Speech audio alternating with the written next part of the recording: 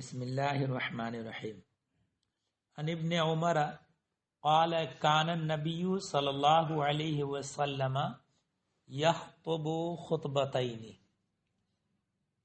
حضرت ابن عمر رضی اللہ تعالی عنہما سے روایت ہے، انہوں نے کہا کہ نبی صلی اللہ تعالی علیہ وسلم دو خطبہ دیا کرتے، جو جمعہ میں اور عیدین میں جو خطبہ ہوتا ہے وہ دو خطبے۔ اچھا، دو خطبہ سنت ہے، اور جمعہ کے لیے جو شرط ہے ایک بھی خطبہ اگر ہو تب بھی جمعے کی نماز صحیح ہو جائے گی۔ دو خطبہ شرط نہیں ہے، شرط خطبہ ہے مطلقاً، اور دو خطبہ نبی کریم صلی اللہ علیہ وسلم کی سنت ہے۔ کان یجلس اذا صعد المنبر حتی یفرغ، اور نبی کریم صلی اللہ تعالی علیہ وسلم بیٹھ جاتے جب ممبر پر چڑھتے، ممبر پر جاتے تو بیٹھ جاتے۔ کب تک بیٹھے رہتے؟ حتی یفرغ، یہاں تک کہ فارغ ہو جائے۔ کون؟ اراہ المؤذن، یعنی اب میرا گمان ہے کہ مؤذن کے بارے میں کہا، میرا خیال ہے کہ مؤذن جب اذان سے فارغ ہو جائے۔ ثم یقوم فیخطب، پھر کھڑے ہوتے اور خطبہ دیتے، خطبہ سناتے۔ ثم یجلس، پھر بیٹھ جاتے۔ ولا یتکلم، اور کلام نہیں کرتے۔ ثم یقوم فیخطب، پھر کھڑے ہو کر خطبہ دیتے، دوسرا خطبہ۔ رواہ ابو داؤد، اس حدیث کو ابو داؤد نے روایت کیا۔ وعن عبداللہ بن مسعود قال کان النبی صلی اللہ علیہ وسلم اذا استوى على المنبر استقبلناہ بوجوہنا۔ حضرت عبداللہ ابن مسعود رضی اللہ تعالی عنہ سے روایت ہے، انہوں نے کہا کہ نبی صلی اللہ تعالی علیہ وسلم جب منبر پر بیٹھ جاتے تو ہم لوگ اپنے چہروں سے ان کا استقبال کرتے، یعنی اپنا منہ ان کی طرف رکھتے۔ رواہ ترمذی، اس حدیث کو امام ترمذی نے روایت کیا ہے۔ وقال هذا حدیث لا نعرف الا من حدیث محمد ابن الفضل، انہوں نے کہا کہ اس حدیث کو ہم نے نہیں پہچانا مگر محمد ابن فضل کی حدیث سے، محمد ابن فضل ہی سے کی روایت سے یہ حدیث آئی ہے۔ وہو ضعیف ذاہب الحدیث، اور یہ جو ہیں محدثین کے نزدیک ضعیف ہیں۔ ان جابر ابن سمرہ قال کان النبی صلی اللہ علیہ وسلم یخطب قائما ثم یجلس۔ حضرت جابر ابن سمرہ رضی اللہ تعالی عنہ سے روایت، انہوں نے کہا کہ نبی صلی اللہ تعالی علیہ وسلم خطبہ دیتے تھے کھڑے ہو کر، خطبہ کھڑے ہو کر دیتے۔ ثم یجلس، پھر بیٹھتے۔ ثم یقوم فیخطب قائما، پھر کھڑے ہوتے اور کھڑے ہو کر خطبہ دیتے۔ فمن نبأک انہ کان یخطب جالسا فقد کذب، تو جو تمہیں یہ خبر دے کہ نبی صلی اللہ تعالی علیہ وسلم بیٹھ کر خطبہ دیتے، فقد کذب، تو اس نے جھوٹ کہا۔ نبی کریم صلی اللہ علیہ وسلم کبھی بیٹھ کر خطبہ نہیں دیتے۔ فقد واللہ صلیت معه اکثر من 1000 صلاۃ، حضرت جابر کی روایت ہے، انہوں نے کہا کہ فقد واللہ صلیت، اللہ کی قسم میں نے نبی کریم صلی اللہ تعالی علیہ وسلم کے ساتھ 2000 نمازوں سے زیادہ پڑھی، نبی کریم صلی اللہ علیہ وسلم کے ساتھ 2000 نمازوں سے زیادہ پڑھی، مگر کبھی ایسا نہیں ہوا کہ نبی کریم صلی اللہ علیہ وسلم نے بیٹھ کر خطبہ دیا۔ رواہ مسلم، اس حدیث کو امام مسلم نے روایت کیا۔ وعن کعب بن عجرہ انہ دخل المسجد، کعب ابن عجرہ سے روایت ہے، انہوں نے کہا کہ مسجد میں وہ داخل ہوئے، اور عبد الرحمن ابن ام الحکم، عبد الرحمن ابن ام الحکم یہ بنو امیہ میں سے، گمان یہ کہ ٹی وی نے بیان کیا کہ یہ بنو امیہ میں سے کوئی حاکم رہے ہوں، تو وہ خطبہ دے رہے تھے بیٹھ کر کے۔ تو فقال تو انہوں نے کہا کعب ابن عجرہ نے انظروا الی ھذا الخبیث یخطب قائما، اس خبیث کو دیکھو بیٹھ کر خطبہ دے رہا ہے۔ اس زمانے کا طریقہ ہے کہ حاکم لوگ جو بنائے جاتے تھے وہی مسجد میں خطبہ دیا کرتے تھے جمعہ دن میں، مگر جو صحابہ کرام تھے ان کو خوف اور نڈر ہوتے تھے، انہوں نے کہہ دیا کہ اس خبیث کو دیکھو کہ بیٹھ کر خطبہ دے رہا ہے۔ وقد قال اللہ تعالی، حالانکہ اللہ تعالیٰ نے فرمایا اذا رأوا تجارتا او لہوا انفضوا الیہا وترکوک قائما، ہوا یہ تھا کہ مدینہ شریف میں کچھ قحط کا زمانہ تھا اور غلہ کی کمی تھی، اور اس زمانے میں آج کی طرح آڑت وغیرہ نہیں ہوتا تھا، دوسرے ملکوں سے دوسرے شہروں سے قافلہ آتا اور غلہ وغیرہ لاد کر لاتا اتارتا تو لوگ وہیں اکٹھا ہوتے اور خرید لیتے، تو زیادہ دنوں تک غلہ نہ ہونے کی وجہ سے لوگوں کو پریشانی و مشقت تھی، اور جب قافلہ آیا، قافلہ کی خبر ملی، تو جو نماز پڑھنے کے لیے مسجد میں خطبہ نبی کریم صلی اللہ علیہ وسلم دینے لگے تھے اور وہ خطبہ سن رہے تھے، اسی حالت میں جب قافلہ آیا تو یہ کچھ لوگ یہ سوچ کر کے کہیں غلہ ختم نہ ہو جائے تو بھاگتے ہوئے وہ پہنچ گئے لینے کے لیے، اور نبی کریم صلی اللہ علیہ وسلم کو وہ خطبہ دیتے ہوئے قیام کی حالت میں ویسے ہی چھوڑ گئے، تو اس پر یہ آیت کریمہ نازل ہوئی کہ وَإِذَا رَأَوْا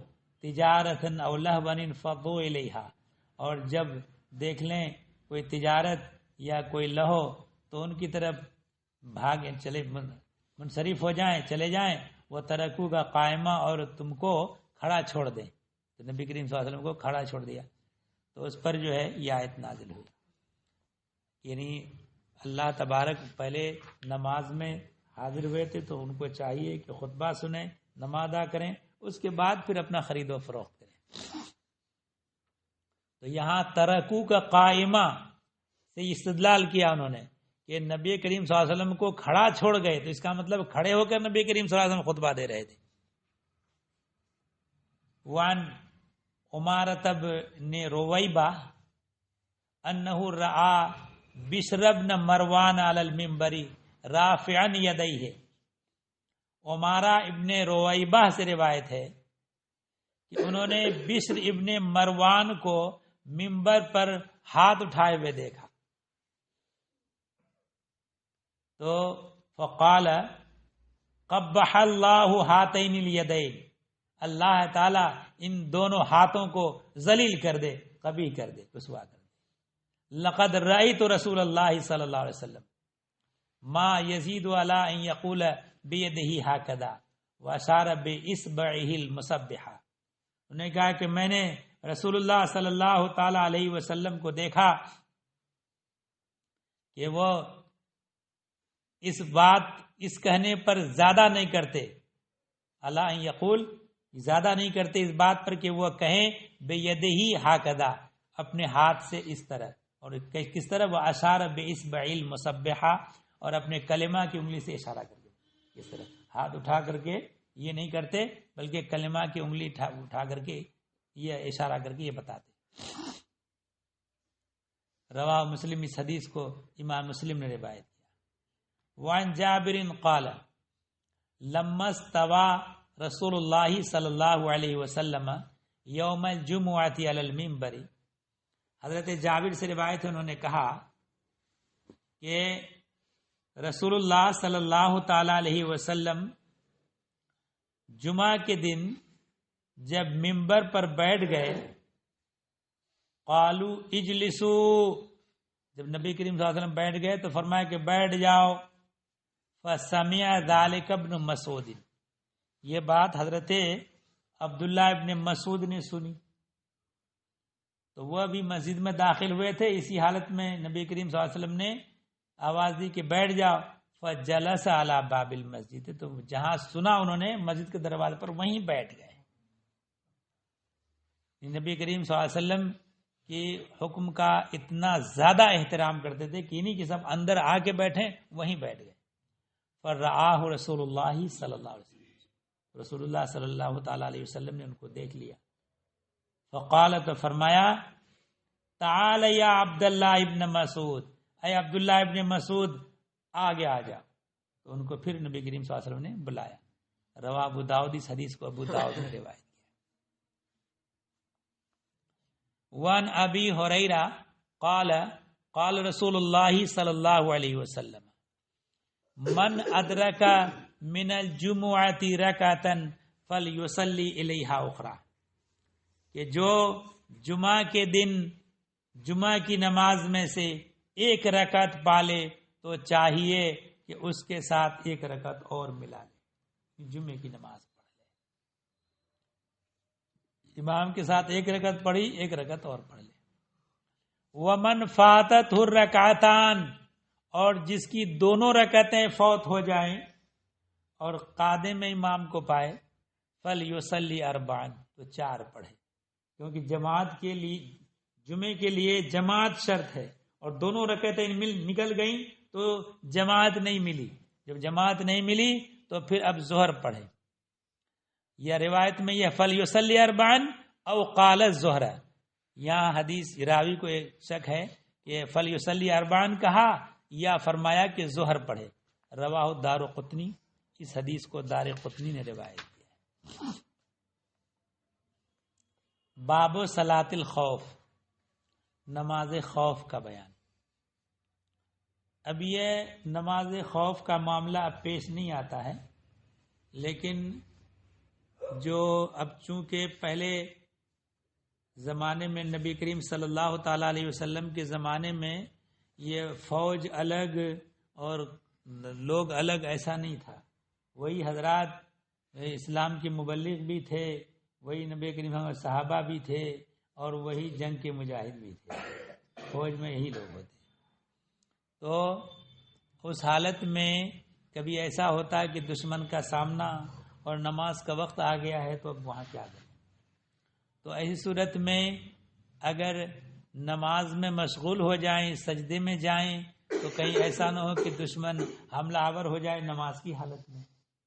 تو اس لیے جب خوف ہو اور اندیشہ ہو کہ دشمن بہت قریب ہے اور یا سامنے ہے، اور ہم اگر نماز میں سب لوگ مشغول ہو جائیں گے تو حملہ آور ہو جائیں گے، تو ایسی صورت میں نماز خوف کی تلقین کی گئی ہے. نماز خوف یہ ہے کہ جو اس فوج کے جو سپہ سالار ہوں گے وہ قوم کے 2 حصے کر دیں، اور اگر یہ لوگ راضی ہو جائیں کچھ لوگ دوسرے امام کے پیچھے نماز پڑھنے کے لیے، تو صورت میں 2 جماعت بنا کر کے ایک جماعت کو وہ نماز پڑھا دے اور دوسری جماعت دشمن کے بالمقابل رہیں، اور نماز کوئی امام ان کو پڑھا دے. اور جب یہ نماز سے فارغ ہو جائیں تو وہ دشمن کے بالمقابل چلے جائیں، اور دشمن کے بالمقابل جو لوگ کھڑے تھے وہ دوسرے امام کے پیچھے نماز پڑھ لیں. اس میں تو کوئی مسئلہ ہی نہیں ہے کہ الگ الگ دونوں جماعتوں کے 2 امام ہو گئے. مگر اگر ایسا ہو کہ کچھ لوگ دوسرے امام کے پیچھے نماز پڑھنے کے لیے یا الگ سے پڑھنے کے لیے راضی نہ ہوں، سب لوگ ایک ہی امام کے پیچھے نماز پڑھنا چاہیں، تو اس صورت میں نماز خوف کی تلقین کی گئی ہے کہ 2 رکعت والی نماز ہے. اب 2 رکعت والی نماز میں فجر کی نماز ہو یا مسافرت کی نماز ہے کہ 2 رکعت ہے، تو اس صورت میں یہ کرے کہ امام لوگوں کے گروہ کے 2 گروہ کر دیں، 2 میں تقسیم کر دیں، اور ایک گروہ دشمن کے بالمقابل کھڑا رہے اور دوسرا امام کے پیچھے نماز ادا کرے. اور جب نماز شروع کر لے امام 1 رکعت پڑھا دے تو پھر 1 رکعت پڑھ کے یعنی سجدہ مکمل کر کے یہ لوگ جو نماز پڑھ رہے تھے پیدل سواری پر سوار ہو کے جائیں گے تو نماز فاسد ہو جائے گی، پیدل دشمن کے بالمقابل چلے جائیں گے، اور وہ لوگ جو دشمن کے بالمقابل ہیں وہ آ جائیں گے اور امام کے پیچھے آ کر کے امام ان کو دوسری رکعت پڑھائے گا. ان لوگوں کی پہلی رکعت ہوگی اور امام کی دوسری رکعت ہوگی. دوسری رکعت پڑھنے کے بعد امام جو ہے وہ سلام پھیر دیں گے اور جو امام کے پیچھے ایک رکعت نکلنے کے بعد شامل ہوئے ہیں ان کے لیے اب یہاں دو صورتیں ہیں. یا تو یہ ہے کہ امام کے سلام پھیرنے کے بعد ان کی جو ایک رکعت نکل گئی ہے پہلے وہ ایک رکعت پوری کر لیں اور پوری کرنے کے بعد وہ قیام کریں گے، قرات کریں گے، رکوع سجدہ کر کے نماز پوری کر کے سلام پھیریں گے اور یہ چلے جائیں گے دشمن کے بالمقابل.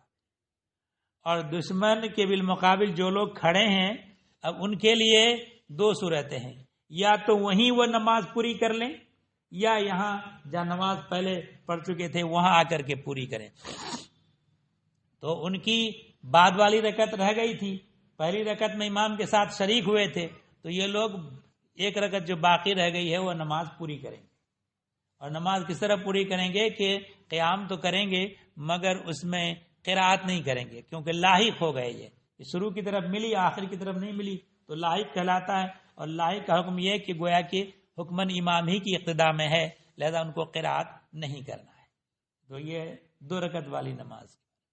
اور چار رکعت والی نماز ہے تو اس صورت میں جہاں دو رکعت پڑھا کر یہ دو رکعت پڑھنے ایک رکعت پڑھنے کے بعد یہ لوگ دشمن کے مقابل گئے تھے نا، تو یہاں دو رکعت پڑھنے کے بعد جب امام قادہ میں جائیں گے تو یہ لوگ دشمن کے مقابل چلے جائیں گے اور پھر وہ لوگ یہاں آ کر کے امام کے ساتھ شریک ہوں گے تو امام بعد والی دو رکعتیں پڑھا دے گا تو امام کی تو چار ہو گئی، وہ سلام پھیر دے گا. اور پھر جو یہ لوگ نماز ادا کرتے ہیں تو دو صورتیں وہی ہو گئی، یہ نماز چاروں رکعتیں پوری کر لیں اور اس کے بعد دشمن کے بھی مقابل چلے جائیں اور وہ لوگ باقی ماندہ دو رکعتیں پوری کریں. اور اگر 3 رکعت والی نماز ہے مغرب کی تو صورت میں آدھا کرنے کی تو کوئی صورت ہی نہیں ہے، تو پہلے گروہ کو امام 2 رکعت پڑھائے گا اور بعد والے گروہ کو 1 رکعت. اس طرح سے نماز پوری کی جائے گی. تو اس نماز کو نماز خوف کہا گیا. ان سالم ابن عبداللہ ابن عمر ان ابیہ قال غزوت مع رسول اللہ صلی اللہ علیہ وسلم قبل نجد فوازین العدو.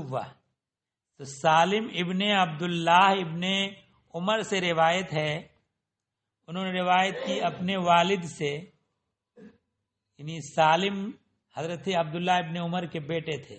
حضرت سالم نے اپنے والد عبداللہ سے روایت کی. قال انہوں نے کہا کہ میں نے رسول اللہ صلی اللہ تعالی علیہ وسلم کے ساتھ غزوہ کیا نجد کی جانب. فوازین العدو، تو ہم نے دشمن کا سامنا کیا. فصاففنا لہم، تو ہم نے ان کے لیے سب بندی کر دی. فقام رسول اللہ صلی اللہ علیہ وسلم یصلی لنا، تو رسول اللہ صلی اللہ تعالی علیہ وسلم ہم کو نماز پڑھاتے. فقام طائفۃ معہ، تو ایک گروہ ان کے ساتھ نماز کے لیے کھڑا ہو گیا. واقبل طائفۃ علی العدو، اور دوسرا گروہ یہ دشمن کے بالمقابل کھڑا رہا.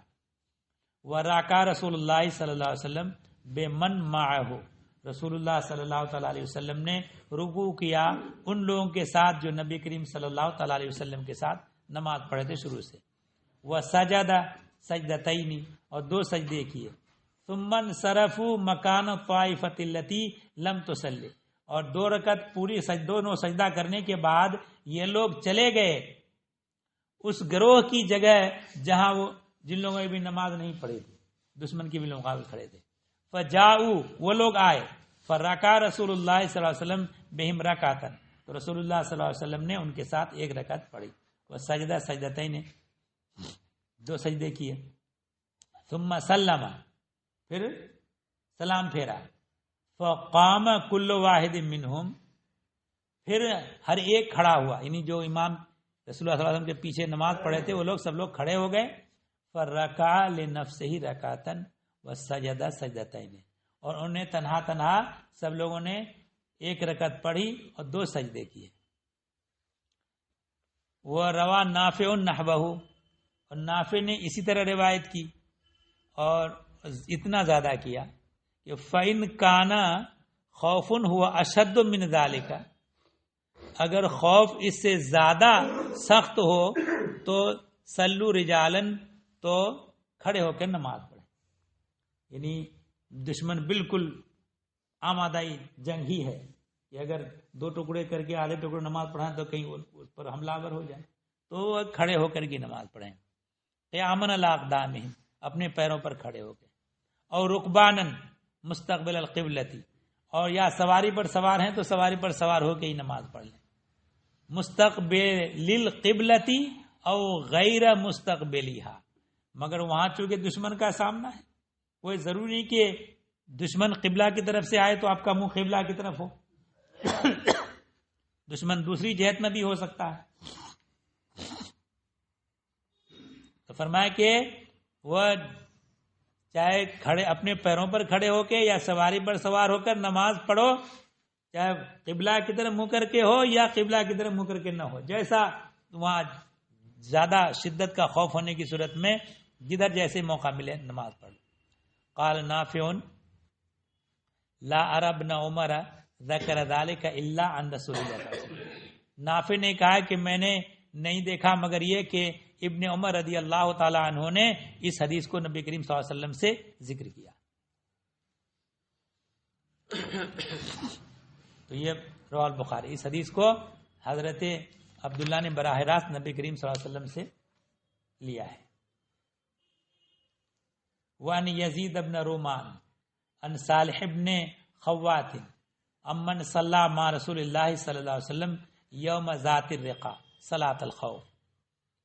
یزید ابن رومان سے روایت ہے، انہوں نے روایت کی صالح ابن خوات سے، انہوں نے روایت کی اس سے جنہوں نے نبی کریم صلی اللہ تعالی علیہ وسلم کے ساتھ نماز پڑھی ذات الرقا کے دن، نماز خوف جنہوں نے نبی کریم صلی اللہ علیہ وسلم کے ساتھ پڑھی، انہوں نے براہ راست بیان کیا. کیا بیان کیا؟ ان طائفتن صفت معه، ایک گروہ نے نبی کریم صلی اللہ علیہ وسلم کے ساتھ صف بندی کی. وہ طائف وجاہ العدو، اور دوسرا گروہ دشمن کے بالمقابل. فصلی باللتی معه رکعتن، رسول اللہ صلی اللہ علیہ وسلم نے اس گروہ کے جو نبی کریم صلی اللہ علیہ وسلم کے ساتھ تھا اس کو 1 رکعت پڑھائی. ثم ثبت قائما. اب یہاں یہ ہے کہ تھوڑا سا وہ الگ الگ موقعوں پر الگ الگ طریقے سے نماز پڑھنے کا ذکر ہے، تو اس جگہ جو ذکر ہے وہ دوسرے طریقے سے نماز خوف پڑھنے کا ہے.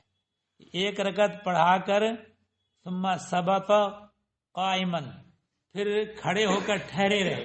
نبی کریم کتنا ٹھہرے رہ گئے کہ وہ اتموا لانفسہم، 1 رکعت پڑھ کے پیچھے والوں نے اپنی نماز پوری کر لی اور نبی کریم صلی اللہ علیہ وسلم قیام میں کھڑے رہے. ثم انصرفوا، یہ لوگ چلے گئے. فصفوا وجاہ العدو، دشمن کے بالمقابل سب بندی کر لی. وجاءت الطائفۃ الاخری، دوسرا گروہ آیا.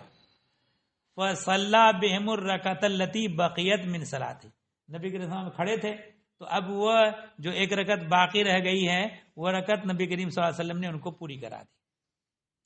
ثم ثبت جالسا، پھر بیٹھے رہے. واتموا لانفسہم، ان لوگوں کی تو 1 ہی رکعت ہوئی تھی تو یہ لوگ نبی کریم صلی اللہ علیہ وسلم قعدہ میں بیٹھے رہے اور یہ لوگ 1 رکعت اور پوری کر کے اپنی تنہا نماز پوری کر لی. تو ثم سلم بہم، پھر جب نماز رکعت پوری کر کے فارغ ہوئے تو نبی کریم صلی اللہ علیہ وسلم نے پھر سب کے ساتھ سلام پھیرا.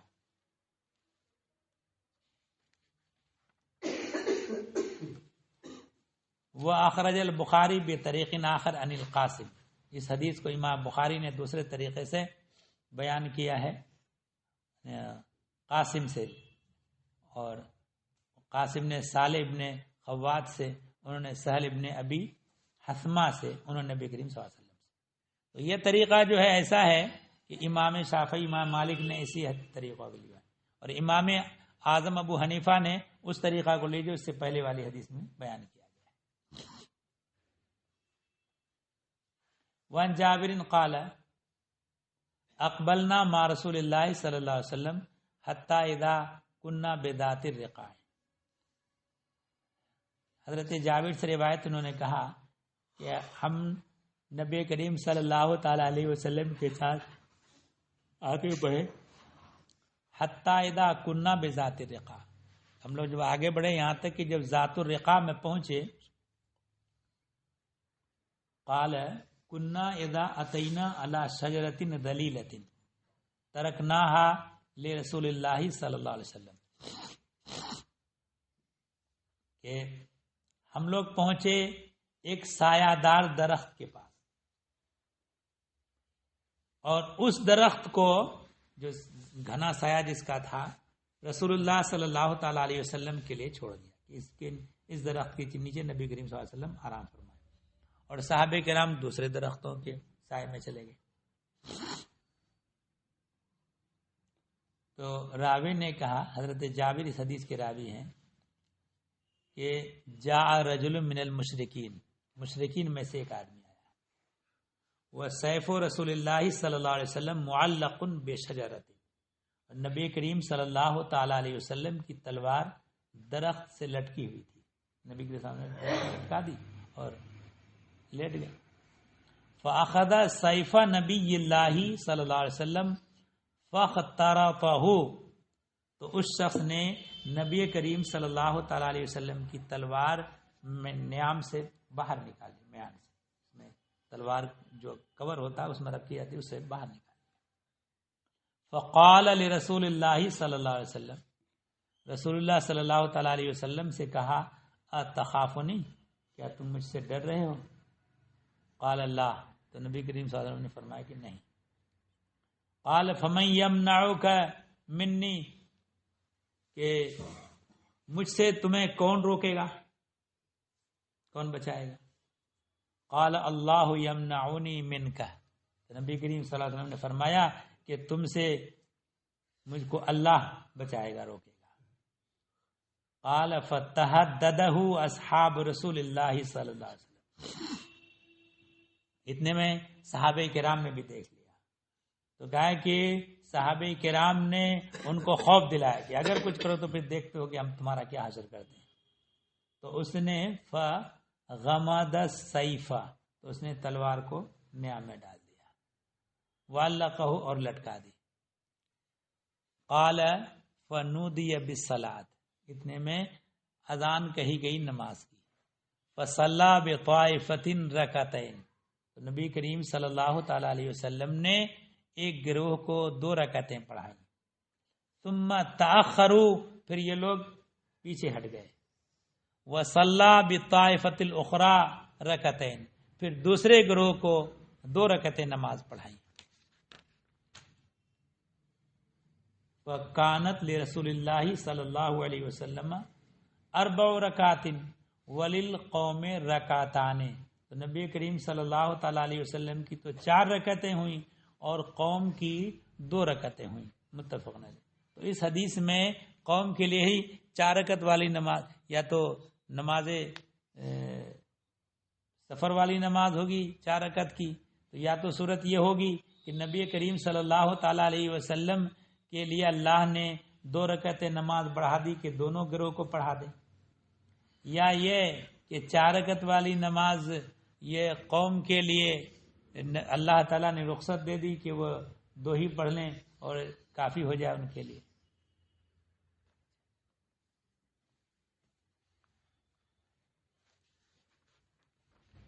انہی سے روایت ہے، قال صلی رسول اللہ صلی اللہ علیہ وسلم صلاۃ الخوف فصففنا خلفہ صفین، رسول اللہ صلی اللہ تعالی علیہ وسلم نے نماز خوف پڑھائی تو ہم نے ان کے پیچھے 2 صفیں کر دی، والعدو بیننا و بین القبلۃ، اور 2 صفیں جو کی تو دشمن ہمارے اور قبلہ کے درمیان، یعنی ہم قبلہ کی طرف منہ کیے ہوئے تھے اور اسی جانب دشمن۔